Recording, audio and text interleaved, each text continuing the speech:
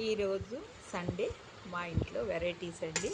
Lunch కోసం మేము prepare చేసిన వెరైటీస్. వేడి వేడి అన్నం చూడండి, చికెన్ వింగ్స్,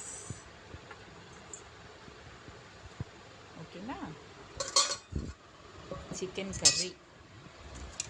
ఈ ఫ్రై అంటే మా పెద్ద అబ్బాయికి చాలా ఇష్టం అండి, అందుకని వాడి కోసం నేను ఎల్లుల్లిపాయలు ఎక్కువ వేసి చేశాను.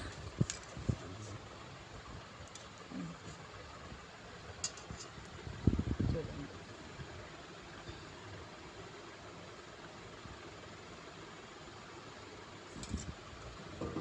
ఒక వెజ్ కర్రీ చేశానండి.